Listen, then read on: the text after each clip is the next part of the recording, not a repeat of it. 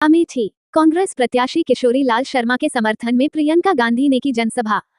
अमेठी में पिता स्व शून्य राजीव गांधी को याद कर भावुक हुई प्रियंका गांधी। जनसभा में साझा की बचपन की स्मृतियां, कार्यकर्ताओं के भी छलके आंसू। भाषण के दौरान उन्होंने राजीव गांधी के समय की अमेठी का किया जिक्र। अमेठी के साथ सेवा व समर्पण भरे रिश्ते की यादों को बताया। अमेठी मेरा वो परिवार है जिसके साथ भावनात्मक रिश्ता है। ये रिश्ता कभी नहीं टूटेगा। आपके साथ मिलकर लड़ूंगी और यह चुनाव जीत कर दिखाऊंगी।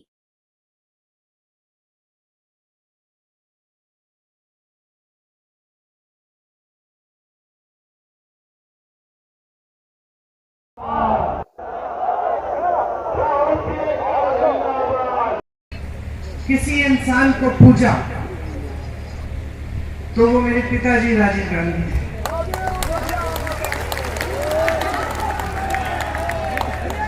छोटी सी थी, पूंछ की तरह उनके पीछे पीछे घूमती थी। पहली बार जब मैं अमेठी आई तो शायद मैं 10 साल की थी। मुझे याद है चुपचाप से उनके पीछे बैठती थी, वो जीप चलाते थे। हम लोग राहुल और मैं पीछे बैठ के एक दूसरे की नोक-झोंक कर करके देखते थे कि पिताजी क्या कर रहे हैं, किस तरह से लोगों से मिल रहे हैं, प्यार से मिल रहे हैं, लोग उनको कैसे मिल रहे हैं। तो एकदम जो पहली सीख मुझे मिली कि एक नेता और जनता के बीच में कैसा रिश्ता होना चाहिए, तो उस उम्र में अपने पिताजी से मिली। आप सब जानते हैं मेरे पिताजी एक बहुत नेक इंसान थे। दिल बहुत साफ था, ईमानदार थे और बहुत हिम्मत वाले थे। जैसे जैसे मैं बड़ी हुई, कभी कभी उनके चुनाव के प्रचार के लिए यहाँ आ जाती थी। पहली बार जब मैं 20-25 दिनों के लिए यहाँ आई तो अपनी माताजी के साथ उनके प्रचार में आई और यहाँ तारपुर का जो गेस्ट हाउस था वहां पे हम लोग रहते थे। उस समय कुछ ज्यादा साधन नहीं थे, प्रचार भी अलग तरह से होता था। गांव-गांव जाते थे, मैं माताजी के पीछे पीछे जाती थी। पिताजी चुनाव जीते, प्रधानमंत्री उस समय थे। अमेठी के लिए जितने काम कर पाए उन्होंने किए। यहाँ पे बड़े बड़े उद्योग खोले, सड़कें बनाई। उस समय इंडिया मार्क 1 होता था, हर जगह इंडिया मार्क 1 लगवाया। जहाँ रास्ता नहीं था रास्ता बनवाया, जहाँ सड़क थी खड़िंजा लगवाया, खड़िंजे पे पक्का किया। बार बार आते थे, अपनी जीप में बैठ के गांव-गांव जाते थे। कभी आप सबसे डांट खा लेते थे, कुछ मांग थी आपकी, वो पूरी नहीं हुई थी, शायद एक सड़क या एक नलका, आप डांट भी लेते थे, प्यार से आपकी डांट सुनते थे। ये सब बातें मैंने देखी। कुछ समय बाद जब वो चुनाव, देश का जो चुनाव है वो हारे, यहाँ से तो जीते ही थे,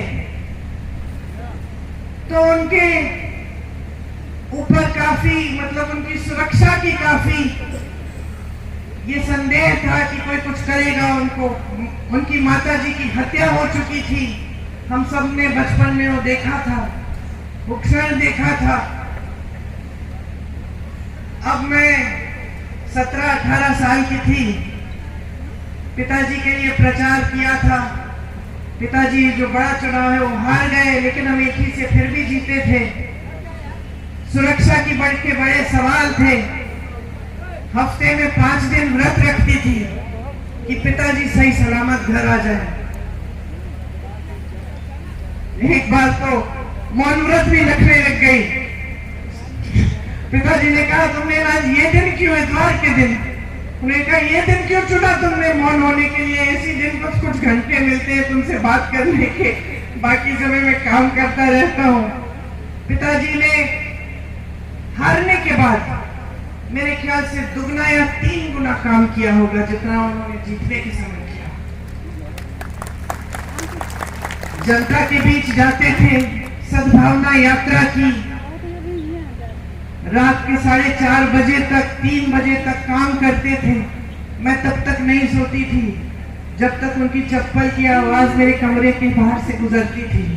मुझे सुनाई देता था कि पिताजी घर आ गए, तब नींद आती थी। घबराहट होती थी कि कोई कुछ कर ना दे। 2 साल बाद 1991 में एक फोन आया। किसी ने कहा कि पिताजी को कुछ हो गया है, पता करो। चुनाव प्रचार में गए थे, रात के शायद 10:30 या 11 बजे थे। मैं एकदम समझ गई कि कुछ बहुत बुरा हुआ है और अपनी मां को बताने का मतलब मुझे अपनी मां को बताना पड़ा कि जिस शख्स के लिए वो अपना देश छोड़कर हमारे देश आई थी, जिसके प्रेम के लिए उन्होंने कई त्याग किए थे, हमारी संस्कृति सीखी, नए तरीके सीखे, इंदिरा जी से हमारी भारतीय सभ्यता सीखी, वो खत्म हो गए हैं। मैं उनके कमरे में गई और जब मैंने उनको बताया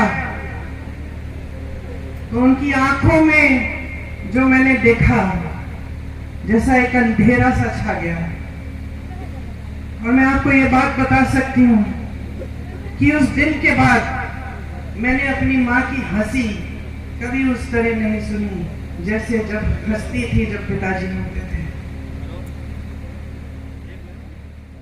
मैं बहुत नाराज थी।